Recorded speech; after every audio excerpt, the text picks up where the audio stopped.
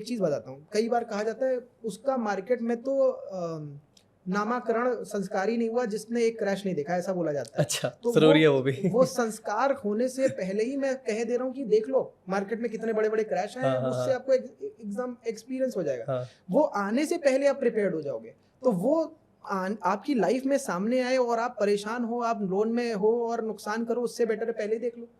और देख लिया कि पास्ट में जितने करेक्शन, अगर निफ्टी में मैं इन जनरल करेक्शन देखता हूँ 16 से 20% के इन जनरल, जो 2-3 साल में हर बार करेक्शन रिपीट करते हैं। अगर आपको इतना पता चले 15% के करेक्शन पे आप मोटा लमसम डाल सकते हो, या कोरोना टाइप का क्रैश है 30-40% का, 50% का हो सकता है, तो वहां पे आप 30% या 40% पे डाल सकते हो मोटा फंड। मतलब पहले ही आप डूबने से बच जाओ ना, अगर आप ढंग से ऑब्जर्व कर लो तो। ऑब्जर्वेशन मतलब बहुत इंपॉर्टेंट है, दूसरे के एक्सपीरियंस से आप गेन कर ले रहे गेन हो करो, ना। सही बात है, उसकी अब हार से ब्रायन ट्रेसी सीखो। की अगर एक एग्जांपल बताऊं, हाँ। कि उन्होंने कहा कि यार आप अगर एक खिचड़ी या कोई सूप बनाने की कोशिश करो जो कि आप हिट एंड ट्राई से बनाओ, उसमें बहुत टाइम लगने वाला वर्सेस आपको एक मैनुअल मिल जाए जिसमें पहले से किसी ने लिखा हुआ, बहुत टाइम बच सकता है। Correct. तो वो आपको मैनुअल एक तरीके से मिल गया। अब मैं अगर ऑब्जर्वेशन अपनी बता दे रहा हूँ, आपने लाइव देख लिया या आपने केवल खुद ही उस लाइव को देख के खुद ही हिस्ट्री पढ़नी चालू कर दी, हिस्ट्री पढ़ने की बात नहीं करो, चार्ट को हिस्टोरिकल पढ़ने की बात कर रहा हूँ, आपका खुद से काम हो जाएगा।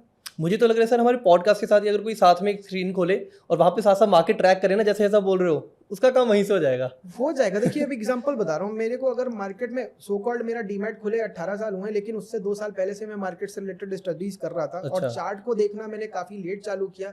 मेरे को शायद अगर चार्ट मिले होते तो पता नहीं अब तक मैं क्या कर देता। इसे आप अपनी गलती मानते हो कि आपने चार्ट बाद में देखना शुरू किया? देखिए मैं गलती मानूंगा, क्योंकि वाकई में इंटरनेट भी नहीं था और उतना तेज इंटरनेट नहीं था, लैपटॉप नहीं था, और ब्रोकर का सिस्टम अपने। ये क्वेश्चन मेरा बाद का है, बट आपकी एंट्री हुई कैसे फिर मार्केट में? अगर मैं बताता हूँ, वही ब्रोकर के थ्रू जो आपने स्टोरी बताई। ब्रोकर के थ्रू तो हुई, वो तो एक अलग चीज है, लेकिन कोई चीज पहले से मेरे को उस तरफ आगे ले जा रही थी। वो ये थी कि मैंने पहले भी बताया हुआ है कि मेरे को ये ऑब्जर्व हो गया, कनेक्ट कर रहा हूँ डॉट्स को पीछे, तो कि मैंने ये ऑब्जर्व किया कि उधार का काम नहीं करना है। और वो लाइफ में ऐसे कई सारे इंस्टेंसेस आए जहाँ पे मैंने देखा कि उधार बार बार, जहाँ जहाँ उधार होता है वहां पे पैसा वसूल करना बड़ा प्रॉब्लम होता है। आप हो जिंदा तो पैसा मिल जाएगा, आप मर गए तो वो पैसा भी नहीं मिलेगा। मैंने फादर के केस में एग्जांपल देखा कि नहीं आता कोई पैसा रिटर्न करने, और केवल मेरे केस में नहीं, बहुत सारे लोगों के केस में मार्केट बेमानी कर देती है। जिसे देना होता है वो उस वक्त तक, थोड़े टाइम तक सोच रहा होता है जब तक सहानुभूति होती, बाद में फिर नहीं आता। कई केस तो ऐसे आए जहाँ पे बाद में पैसा 4-4 साल बाद फादर के एक्सपायर होने के बाद में आया।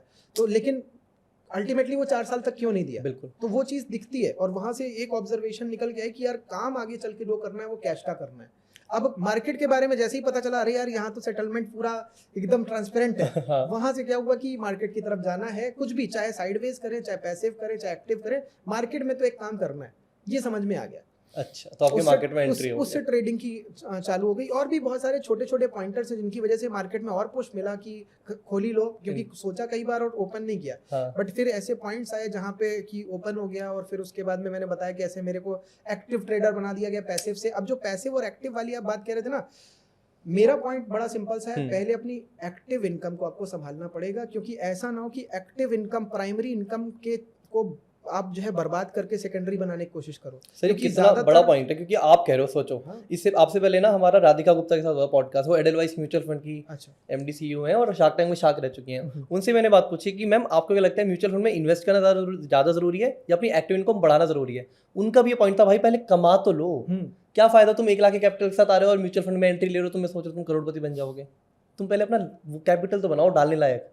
और यही आज आप कह रहे हो, एज अ ट्रेडर आप भी कह सकते थे लोगों को कि भाई 10-20 हज़ार रुपए लेके आओ और कमा लो, पर आप भी कह रहे हो कि पहले कमा लो।